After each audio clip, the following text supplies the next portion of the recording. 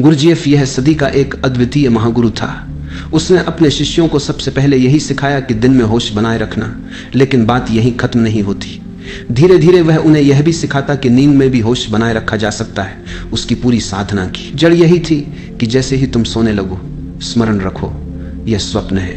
नींद आने से पहले ही भीतर यह सूत्र दोहराना शुरू कर दो कि जो कुछ मैं देख रहा हूं यह स्वप्न है। कमरे की ओर देखो, बिस्तर को छुओ, अपने हाथ को अपने हाथ से स्पर्श करो और हर बार यह अनुभव गहरा करो कि यह सब स्वप्न है। ऐसे ही भाव में डूबते डूबते तुम सो जाओगे। यह भावना भीतर में एक निरंतर धारा की तरह बनी रहेगी और कुछ ही दिनों में अचानक तुम्हें सपने के बीच में याद आ जाएगा कि यह तो स्वप्न है। और जैसे ही यह स्मरण आता है, स्वप्न उसी क्षण टूट जाता है, क्योंकि स्वप्न चलने के लिए जरूरी है मूर्छा। जैसे ही जागरूकता भीतर आती है, स्वप्न का आधार ही गिर जाता है। सपनों का पर्दा हटते ही तुम ऐसे आनंद से भर उठते हो जिसका अनुभव तुमने पहले कभी नहीं किया। स्वप्न बिखर जाएगा, नींद टूट जाएगी और एक गहरा दिव्य प्रकाश तुम्हें घेर लेगा। ज्ञानी पुरुष का स्वप्न समाप्त हो जाता है क्योंकि वह नींद में भी याद रखता है कि यह स्वप्न है। भारत में इस प्रयोग को बहुत गहराई से किया गया। शंकराचार्य ने वेदांत में जगत को माया कहा। सन्यासी को 24 घंटे स्मरण रखना होता है कि जो कुछ घट रहा है सब माया है। जागते हुए, चलते हुए, बाजार में बैठे हुए हर क्षण स्मरण रखना कि यह सब स्वप्न है। यह क्यों कहा गया? यह केवल कोई दर्शन नहीं बल्कि एक गहरा प्रयोग है। अगर तुम दिन भर यह याद बनाए रखो कि यह सब असत्य है, केवल एक स्वप्न है, तो रात को भी यह स्मरण तुम्हारे साथ चला जाता है। तब स्वप्न के बीच भी तुम पहचान लोगे कि यह स्वप्न है। अभी ऐसा क्यों नहीं होता? क्योंकि अभी तुम उल्टा कर रहे हो। दिन में तुम जो भी देखते हो उसे सत्य मानते हो और दिन भर की यही आदत रात को भी सपनों में चली जाती है। सपनों से झूठा और क्या होगा? हर सुबह तुम उठकर पाते हो कि सपना व्यर्थ था, असत्य था, लेकिन रात को फिर वही गलती हो जाती है। इसका कारण यही है कि जागृत अवस्था में तुम हर दृश्य को सत्य मानते हो। शंकराचार्य का प्रयोग इसका उल्टा है। दिन भर ये स्मरण रखो कि जो कुछ दिख रहा है ये सब असत्य है। भूल जाओगे तो फिर स्मरण करो, बार बार लौट कर याद दिलाओ। ये एक नाटक है और तुम केवल साक्षी हो। तुम न भोगता हो न करता हो, सिर्फ दर्शक हो। जब यह धारा भीतर में गहरी हो जाती है तब रात को भी सपना टूट जाता है और जिसका सपना टूट गया उसने पहली बड़ी उपलब्धि पाली। फिर अगला चरण उठाया जा सकता है सुषुप्ति में होश रखना, लेकिन यह सीधा संभव नहीं। कदम कदम बढ़ना पड़ता है। सपने टूटते ही दृश्य का अस्तित्व समाप्त हो जाता है। दिन में तुम मान सकते हो कि सब माया है, लेकिन दृश्य तो रहेगा।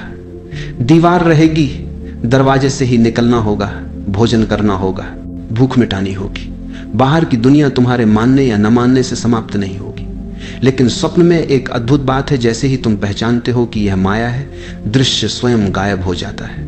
और जब दृश्य खो जाता है तभी दृष्टा पर दृष्टि टिक सकती है। इसीलिए ध्यान की प्रक्रिया आंखें बंद करके की जाती है। बाहर की दुनिया को माया कहना एक प्रयोग है, लेकिन यह जगत वास्तविक है। यह ब्रह्म का स्वप्न है, तुम्हारा व्यक्तिगत नहीं। तुम्हारे व्यक्तिगत सपने ही रात को आते हैं और असली क्रांति तो वहीं घटती है जब तुम अपने निजी सपनों को तोड़ देते हो। फिर आकाश खाली हो जाता है, देखने को कुछ नहीं बचता, नाटक समाप्त। उस क्षण सारी ऊर्जा जो बाहर दृश्य की ओर भागती थी भीतर मुड़ जाती है।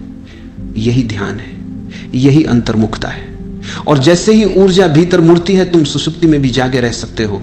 कृष्ण ने गीता में यही कहा है, जब सब सोते हैं तब योगी जागता है। जब तुम तीनों अवस्थाओं को जागृत, स्वप्न और सुषुप्ति अलग अलग पहचान लेते हो तो आप ही आप चौथे में प्रवेश कर जाते हो। यही तुर्य है चौथा, इसका और कोई अर्थ नहीं। शब्द केवल संकेत है, सीमा नहीं, क्योंकि जो चौथा है वह असीम है, वह अनंत है। जैसे ही तुम इन तीन अवस्थाओं जागृत, स्वप्न, सुषुप्ति के पार चले जाते हो तुम परमात्मा हो जाते हो। अभी तुम इन तीनों में उलझे हो, इसलिए संकीर्ण हो। यह वैसा ही है जैसे कोई आदमी खुले आकाश से एक सुरंग में चला जाए। सुरंग छोटी होती जाए और तुम्हारा आकाश सिकुड़ता जाए। जब तुम इंद्रियों तक पहुंचते हो तो बिल्कुल ही छोटे हो जाते हो। अब लौटना है। जैसे जैसे तुम लौटते हैं तुम्हारा आकाश फिर बड़ा होता जाता है और जिस क्षण तुम तीनों के पार अपने को देख लेते हो उसी क्षण तुम महाआकाश हो जाते हो। उसी क्षण तुम परमात्मा हो जाते हो। यह भी ऐसे ही है जैसे कोई आदमी दूरबीन से आकाश देख रहा हो। दूरबीन का छोटा सा छेद है और उसने अपनी पूरी आंख उसी पर चिपका दी है। जब वह दूरबीन हटाता है तभी उसे पता चलता है कि मैं दूरबीन नहीं हूं। तुम भी यही भूल कर बैठे हो। तुम आंख नहीं हो लेकिन आंख से देख रहे हो कई जन्मों से। तुम कान नहीं हो लेकिन कान से सुनते रहे हो कई जन्मों से। तुम हाथ नहीं हो लेकिन हाथ से छूते रहे हो कई जन्मों से। तुम अपनी दूरबीन से बंध गए हो। तुम्हारी हालत वैसी ही हो गई है जैसे कोई वैज्ञानिक दूरबीन को आंख से बांधकर घूम रहा हो। तुम उसे जितना भी कहो दूरबीन उतारो या तुम नहीं हो, लेकिन वह भूल चुका है। यही विस्मृति है और इस विस्मृति को तोड़ने की प्रक्रिया है। जागृत से शुरू करो, सुषुप्ति पर पूर्ण करो। जागृत, स्वप्न और सुषुप्ति, इन तीनों अवस्थाओं को जब तुम अलग अलग जान लेते हो तभी तुरीयावस्था का बोध होता है। वहीं से शुरू करो, धीरे धीरे बढ़ते जाओ। जिस दिन गहरी नींद में भी तुम में होश रह जाएगा उस दिन जान लेना कि तुम में, बुद्ध में, महावीर में, शिव में अब कोई अंतर नहीं रहा। लेकिन अभी तुम उल्टा ही कर रहे हो। तुम जागृत में भी सचमुच जागे हुए नहीं हो तो सुषुप्ति में कैसे जागोगे? तुम यहां भी सोए हुए हो। तुम्हारा जागरण केवल नाम मात्र को है। तुम्हें भ्रम होता है कि तुम जागे हो क्योंकि तुम रोजमर्रा के काम चला लेते हो। तुम सोचते हो मैं साइकिल चला लेता हूं, कार चला लेता हूं तो मैं जागा हुआ हूं। लेकिन कभी ध्यान दिया कि यह सब कितनी मशीनवत हो गया है? साइकिल चलाने वाला सोचता भी नहीं कि अब बाएं मुड़ना है, अब दाएं। वो किसी और ही विचार में लगा रहता है। साइकिल अपने आप बाएं मुड़ती है, दाएं मुड़ती है और वह घर पहुंच जाता है। वहां होशपूर्वक चलने की जरूरत ही नहीं, सब यांत्रिक हो गया है। हम सबकी जिंदगी भी वैसी ही बन गई है। एक रूटीन, एक बनी बनाई लीक पर चल रही है, जैसे कोलू के बैल चलते हैं।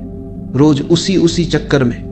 किसी की लीक थोड़ी बड़ी है, किसी की छोटी, किसी की सुंदर, किसी की ग्रुप, लेकिन लीक है वही। हमारी जिंदगी एक कोलू के बैल जैसी हो गई है। सुबह उठते हो एक चक्कर शुरू होता है, रात सोते हो एक चक्कर पूरा, फिर सुबह उठते हो वही, फिर वही। ये सब तुमने इतनी बार दोहराया है कि अब होश की जरूरत ही नहीं रही। समय पर भूख लगती है, समय पर नींद आती है, समय पर उठकर बाजार चले जाते हो।